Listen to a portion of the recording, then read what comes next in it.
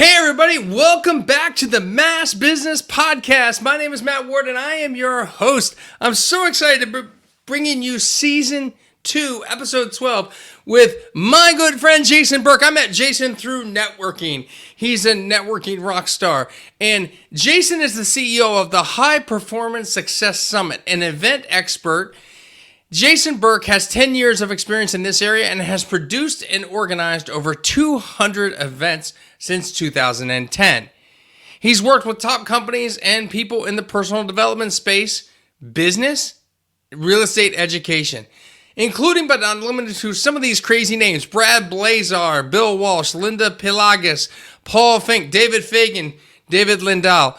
Jason has a background in real estate and media, and he graduated from a local college. He graduated from Emerson College in Boston, Mass, with a bachelor's degree in journalism and a minor in entrepreneurship back in 2008. I'm going to dig into his journey and how he grew this High Performance Success Summit and his overall business, both in events and also pivoting to online events during the pandemic. In this episode, we're going to dig into all of it. Are you ready? I hope so. Let's go. High five the world. I'm feeling all right. High five the world. Yeah. Welcome to the Mass Business Podcast, where small business owners, also known as risk takers, share their stories about the growth of their business and themselves. Our interviews and our content is focused on growing a small business and understanding networking and referrals.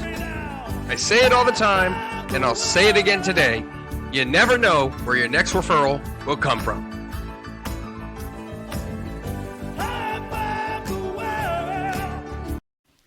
Hey everybody, welcome to the show, Jason. Happy to have you on the show.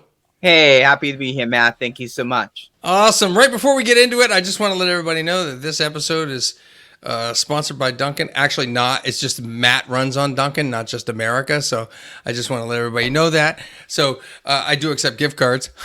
Anyway, Jason, in under 30 seconds, tell everybody what it is you do with your business. How do you earn a living? Well, what we do, business is we do event coaching. So we help people do the events bigger and better. And so we help them really grow the events. We coach them through the process of doing that. And I put on my own high performance assessment and real estate events as well. Okay, cool. Now, you've been doing this since 2010, as we mentioned in your bio. And I know when I met you, we talked a lot about events because I've been involved with events. I've run events myself. I've run in-person events. I've run virtual events, and I've been a speaker at events, both free and a paid speaker at events. The event industry as a whole is a challenging one, right? I mean, I have found that when we run events that people will show interest, but they won't necessarily commit, right? How is it that you've been able to build a business that gets people to actually show up to these events? I think one of the things is you got to realize is the process is people will show interest, and it depends if it's a free or paid event. And that's a really big difference because a free event, you got to realize 30% of the audience is really going to show up. So the points of following up through email, following them up through a phone call, a text message. That's why when you use sites like Eventbrite on your own website, you want to make sure you be able to capture the name, email, and phone number to give you 3 ways to follow up. And I see a lot of people sometimes just want to capture the email, but sometimes people will give a bogus email or a bad email.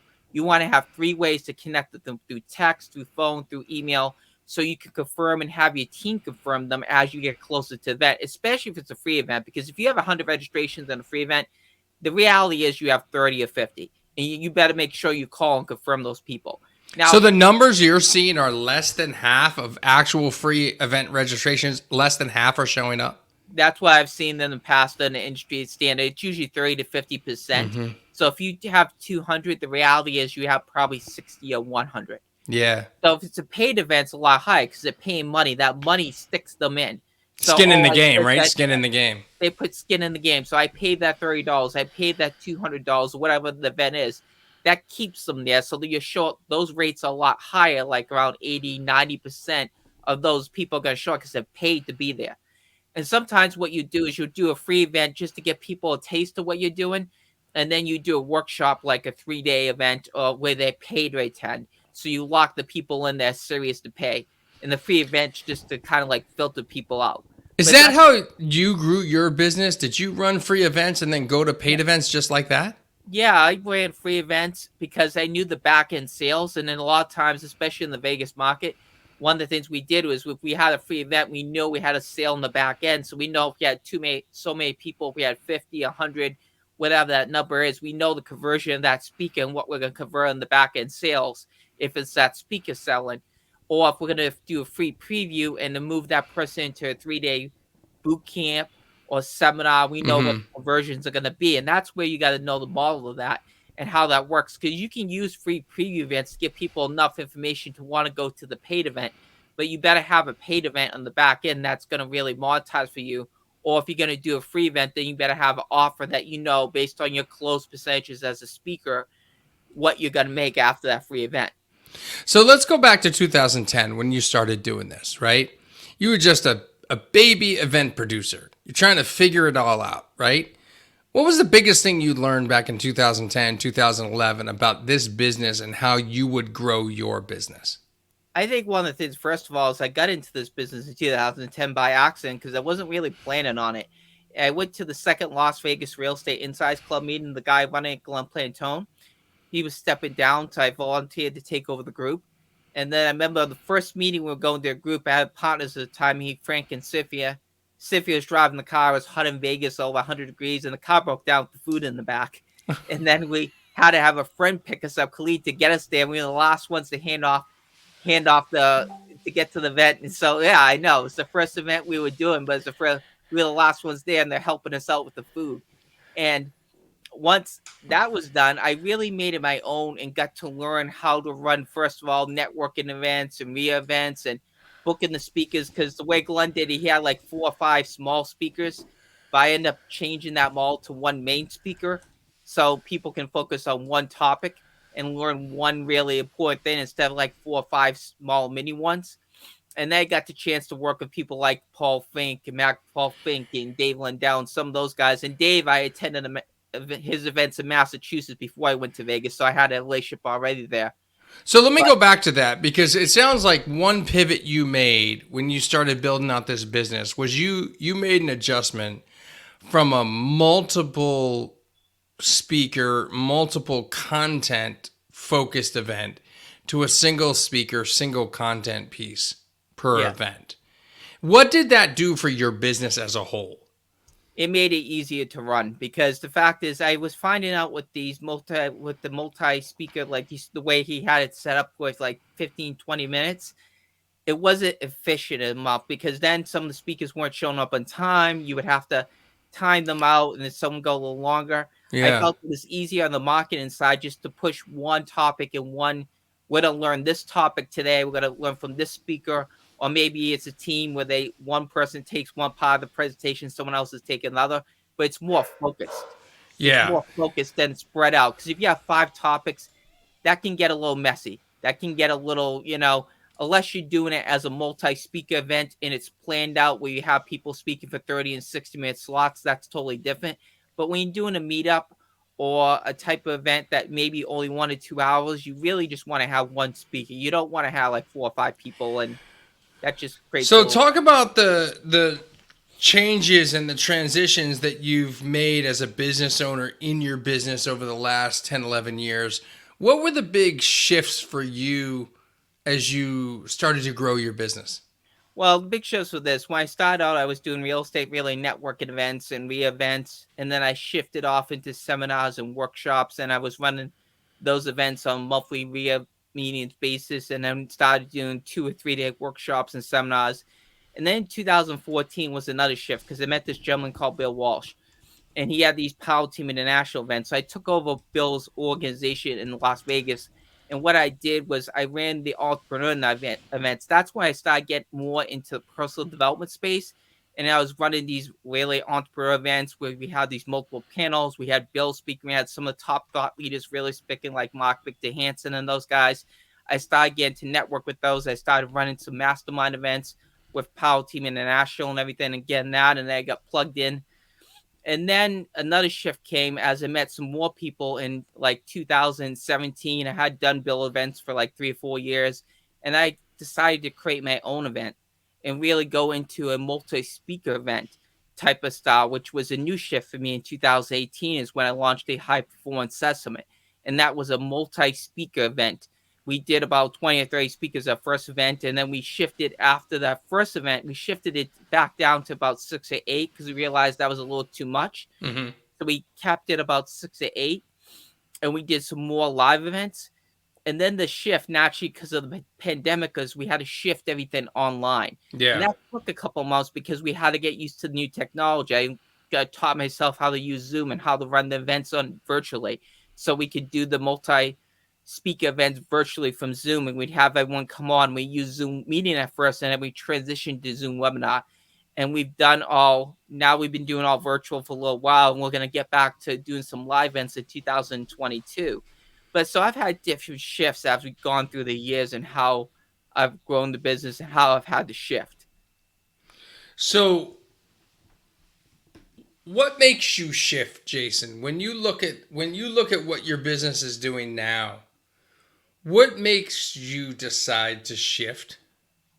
I think you have to look at what's working right now in the marketplace and also where you want to go strategically, because as you grow as a person, you develop, you have different ideas and different thoughts of how you want to do things and how you want to grow that business, or how you want to make changes in your business. So for us, we were shifting from doing network events to events to multi-speak events. Now I'm going to be launching boot camps for my own coaching, which is something new that we're coming out with. We're coming out with a virtual boot camp. And so as you grow and you evolve and you get more experience, you find out what works and what doesn't, and then you can shift based on what's going to work best for you and your business, basically. Talk to me a little bit about your own personal business management style for your own business, right? Do you take time to think about your business introspectively, to have sort of quiet time thinking about your business? Do you journal? What ways do you and what tactics do you use to kind of look at whether or not it's time to pivot? Okay, I do take time inspecting to look at. I do watch educational classes and stuff, and I take notes, and then I'll journal at times and think about, okay, this is going really well, but I really want to go here, and I want to shift this here, and this is what the steps we have to do to shift this in this direction, and this is the time it's going to take. And I found out as I've learned more and increased my knowledge in certain areas, it's helped me shift more effectively, be more strategic in my thought process and how I want to grow.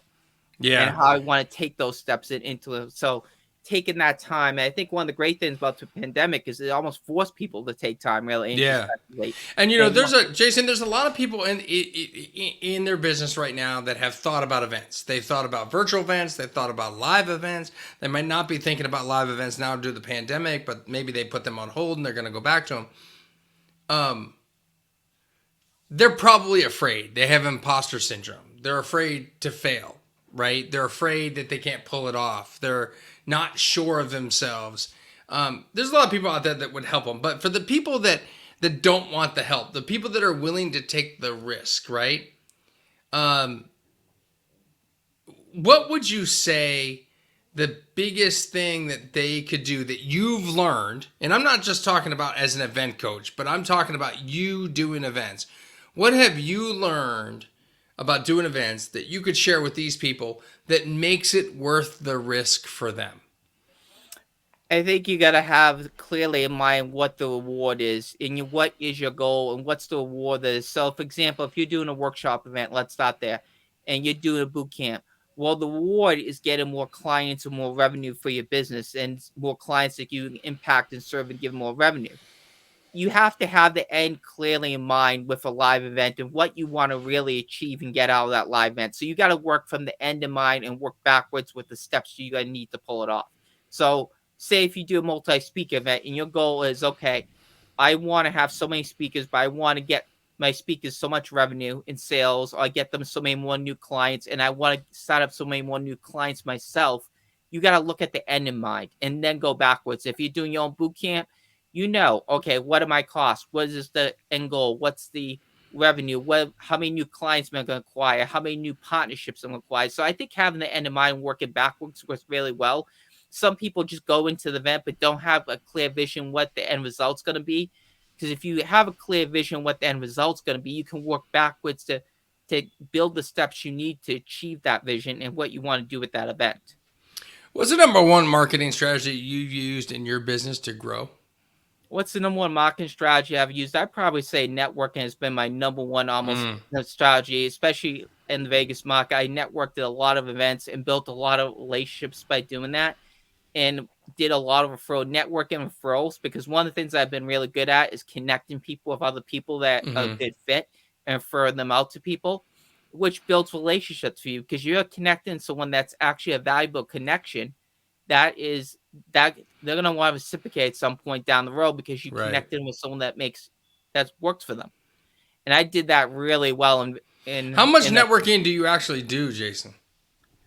I did a lot. Like when I was in Vegas, I went to events at least 2-3 times a week, give and take. I mean, most of the event networking now has been virtual. I've got out to some live events in Massachusetts. I mean, I went to your event, actually, you hosted graciously and everything. And I've been to Jeff's event. Yeah, because those are some of the live events that I've actually seen spring back up. A lot of the stuff I've had to network because of the virus has been mostly virtual. Right.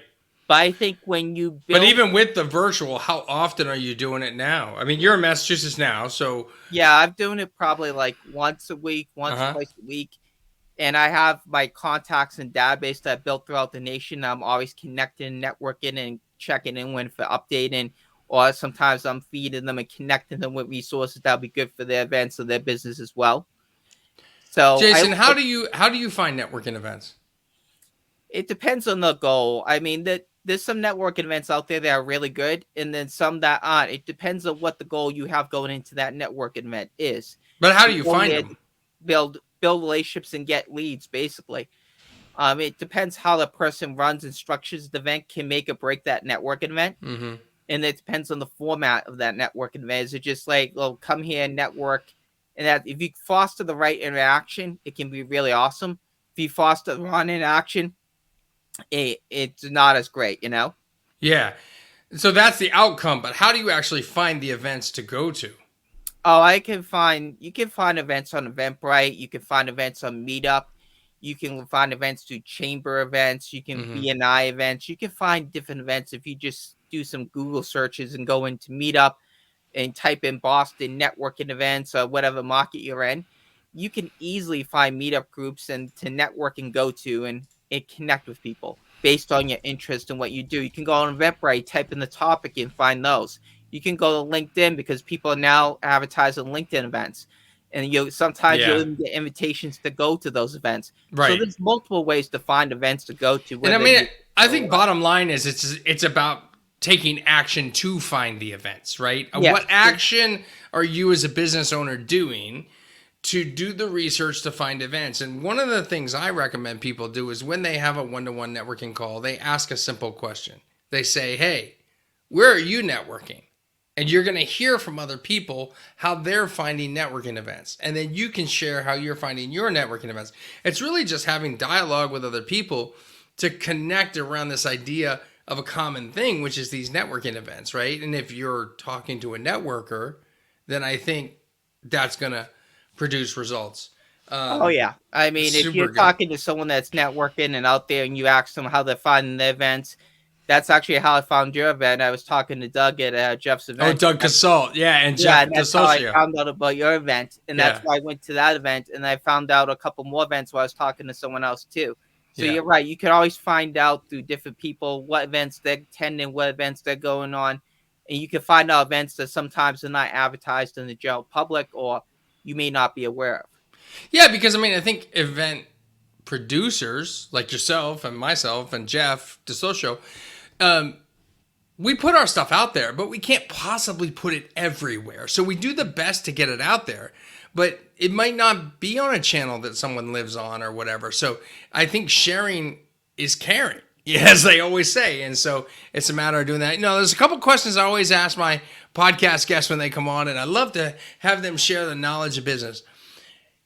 Not including software that you use to run your, to do what you do per se.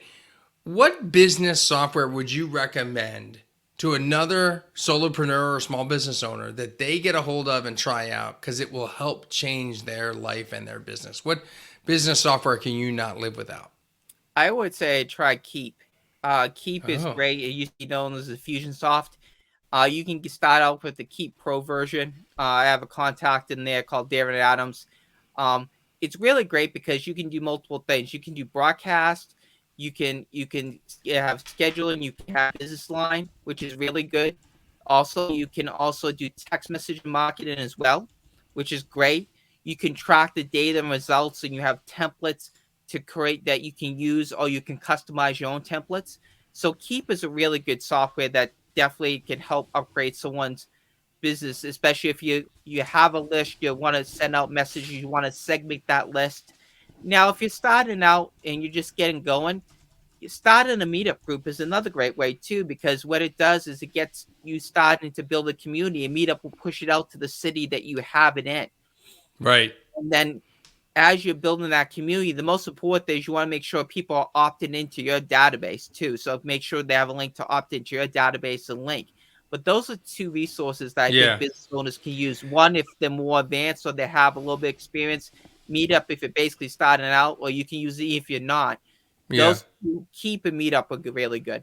Yeah, so for those of you that didn't catch it, because his signal was breaking up a little bit, is Keep, Keap. It's the new version of Infusionsoft for small business owners, and a low-cost provider for CRM and automation and contact management. So that's a great one. The next question, Jason, I've got for you, and my final question of the day is business books. What business books would you recommend other people read that might help their growth as a small business owner? Well, there's multiple ones, but I'll say start with the Rich Dad, Poor Dad, Robert Kiyosaki book. I think that was one of my first foundational books that you read. I read also Warren Buffett, even if you get the Tower Warren Buffett. I mean, that's a great business book as well. There is Napoleon Hill's books are always a great Think and Grow Rich, Think and Grow Rich. Those are some good books to really start with and grow your business. And then you can get into different books depending on the topics that you want to really learn and dive into. But those are nice foundational books, especially someone just starting in business, to help them switch that mindset from employee mindset to business owner. Absolutely, which is always the challenge, right? Because when people leave the corporate world, they're looking for three things: more money, more time, and more freedom. And so the education side of business books are really there to help us get that foundation like you talk about, get that mindset, and then start to grow and fill in those pieces. It's been great having you on the show, Jason. How can people, if they want to network with you, they want to learn more about what it is you do with your High Performance Success Summit, how would they get in touch with you? In what ways can they do that? Well, there's a couple different ways. One, they can go to our website, www.hbsuccess.com. Be all the information there. They can also text message me at 702-300-6690. They can also email me at jason@hbsuccess.com. So there's three ways to get in touch with me. So go to our website, check out our event coaching, our upcoming events. You can text message me or you can email me. But I do look forward to helping people on their journey with growing their events. Absolutely. And for those listeners and YouTube viewers, we're going to make sure that we have all those links in the show notes and the contact data in the show notes. Thanks for joining us on the show. If you're listening on your favorite podcast app on your phone, make sure that you subscribe. Leave a rating for us. We'd love to see that climb up in the ratings. We'd certainly be deeply appreciated for any 5-star reviews that you would put on there. And if you're watching on YouTube, make sure you smash that subscribe button and hit the notification so you get notified of all our new episodes that are coming out each and every business day. Until next time, don't forget to live happy, smile a lot, and high five everyone around you. Take care, everybody.